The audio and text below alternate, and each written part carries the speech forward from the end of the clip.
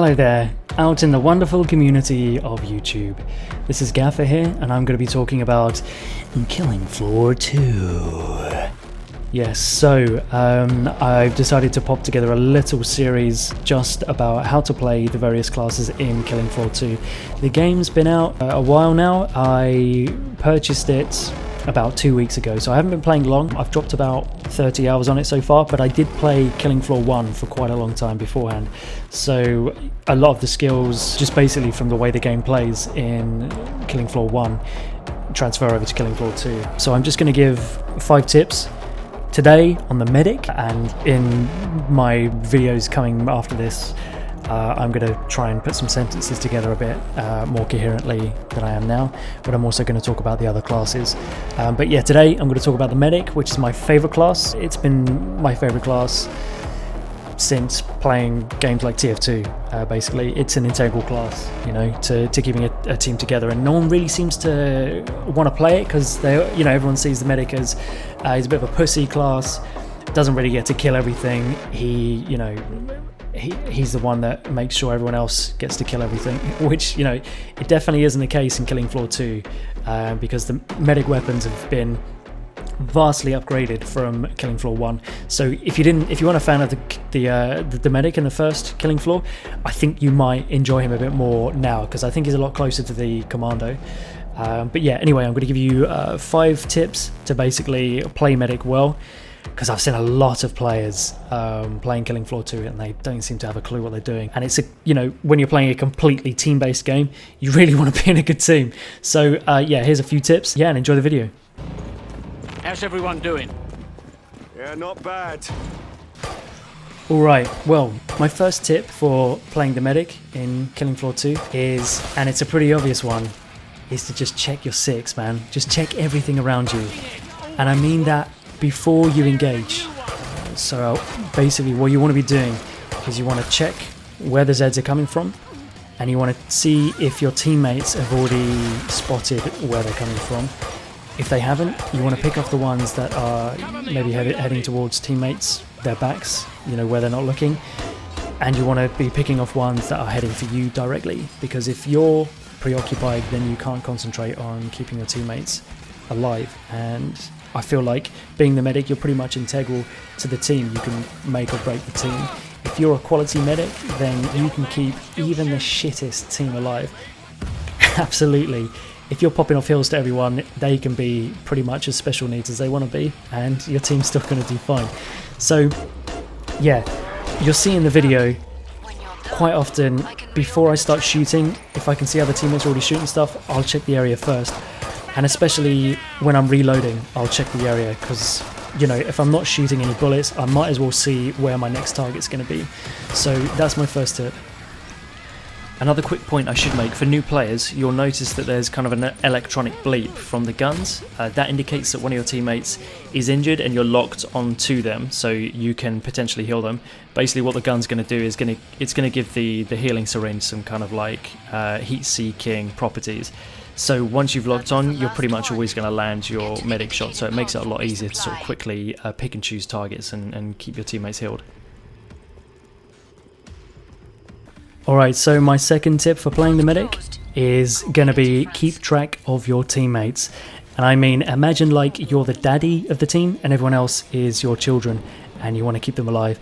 I mean, I know, every now and again you're going to get little Jimmy, he wants to run off and he wants to bash a few Zeds with his spade, but I mean, there's not a great deal you can do about that, but I mean, you could maybe talk over VoIP and just say, hey guys, if we all stay together in one little family, I can keep you all healed, I can keep you all, in good condition, and we're going to have a wonderful outing with the family today. How does that sound, kiddies? And, quite often people are going to go, oh yeah, fair play, I do actually want to stay alive this round, so yeah, I'll stay nearby and you can keep me healed. Cool beans, daddy. The other thing I should mention is the way the healing works is you can't heal someone any faster. So people heal, I don't know what the exact rate is, but it's probably about 10 to 15 hit points a second is what you can get back from being healed.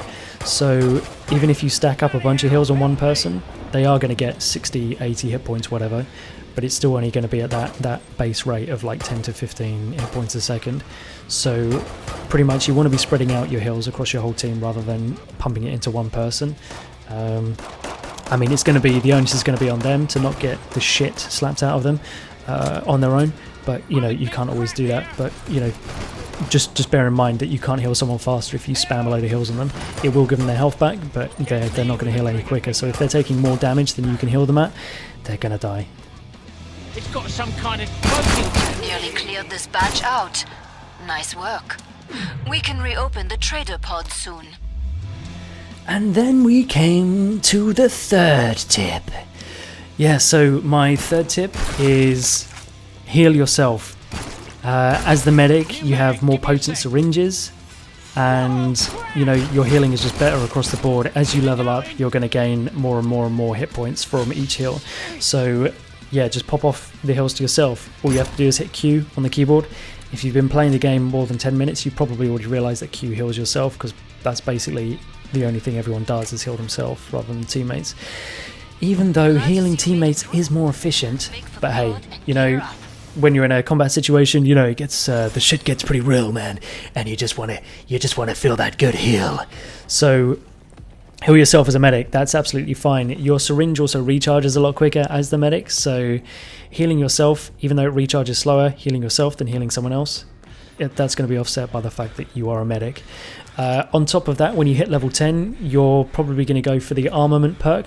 I have anyway, and that gives you armor as well as hit points. I don't know, fucking Horzine magic stuff, but whatever. Heal yourself, get some armor, and then you can, you know, pop off loads of heals to your teammates and give them all armor. Magic. All Zed's on the way. Start to wrap things up, as they say. My fourth tip, and this one's gonna kind of go hand in hand with the survey your area thing as my first tip, but yeah, my fourth tip is keep off the front lines. You don't need to be close to your enemies to kill them. You've got a gun. You can shoot them from a distance. So let your teammates handle the front lines. I mean, it's pretty much going to be the berserker that's going to be on the front line, and you know, maybe the commando and the support. The support gets up pretty close. So let your teammates go ahead. Let them go up front. It's going to be much easier for you to be able to see their health bars as well if they're all up front and you're behind. As I say, just check your 6 again. Make sure there's nothing coming up behind you. But you know, let your teammates know that you're in trouble if you are at the back and you've got no protection. I mean, at the end of the day, you can handle yourself against pretty much anything. The only things you're going to have serious trouble with are the flesh pounds and the scrakes. And what I should say about those is the best thing you want to do as soon as your team starts engaging the scrakes and flesh pounds, and the scrakes and flesh pounds start losing their shit like they do when they start getting shot, first thing to do is just throw one of your medic grenades at the floor, because what the medic grenade does, it lets off a blue smoke, which is healing for your teammates and poisonous to the undead swades that are coming for you. So very useful. It's going to be doing constant damage to the scrakes and flesh pounds, and it's going to keep your teammates healed, which I think is cumulative with your shooting heals. So I think that's actually the only way you can double up your healing. But whatever. First thing you want to do, throw down one of those grenades. Make sure there's no sirens around, because obviously the sirens, they disable any explosives or any grenades. So you want to make sure you want to pop off the sirens first, and then you want to throw a grenade down. If there's no sirens, throw a grenade down straight away. And what I would say is, if no one's noticed, hold down Z, sweep to the left, and there should be the little scream for help option. And what will happen then, when you scream for help, everyone's going to completely ignore you and nothing's going to change. But in an ideal world, what's going to happen is when you scream for help, people are going to spin round and they're going to help you out with the scrakes and flesh pounds. Batch out. Nice work. We can reopen the trader pod soon.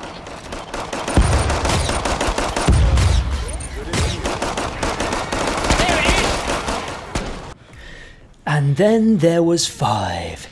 So yeah, my 5th and final tip for playing the medic on Killing Floor 2 is going to be buy several medic guns.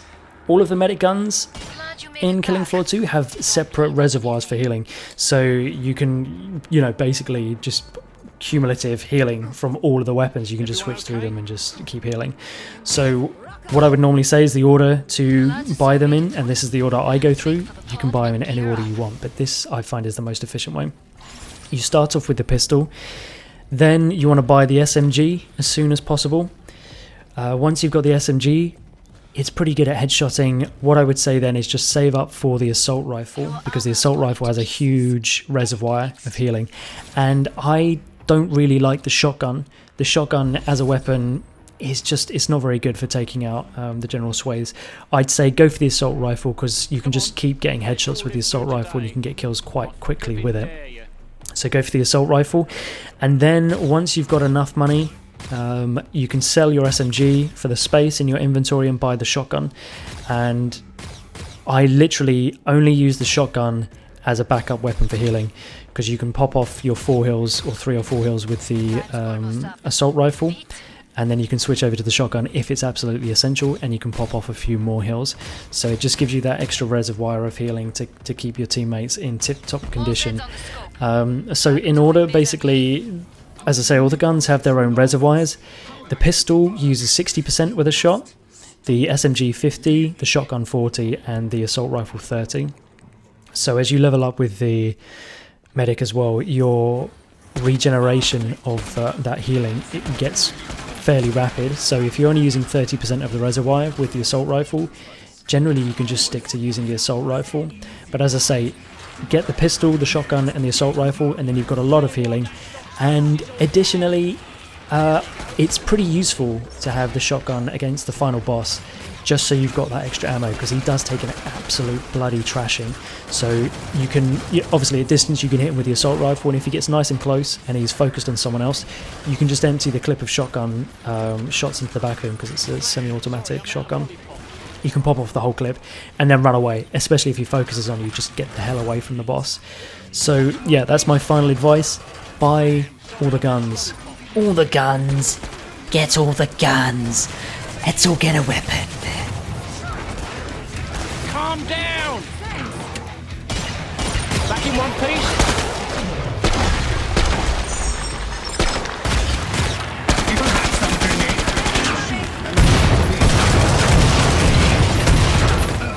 Cover me, I'm reloading. How's that? Ready to kill? Back in one piece. It's healing itself.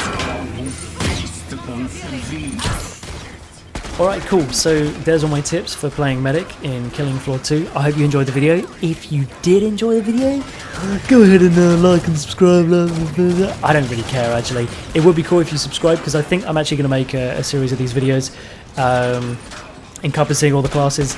As I say, if you like the video, go ahead, give it a like, give it a subscribe, tell your mates, whatever. Hopefully this will be a useful little encyclopedia on how to play the classes. If you don't like the video, I don't care. Don't tell me. I don't want to hear that. I only want positive criticism. I want to live in a little bubble where I think I'm great. So yeah, thanks for watching. Goodbye.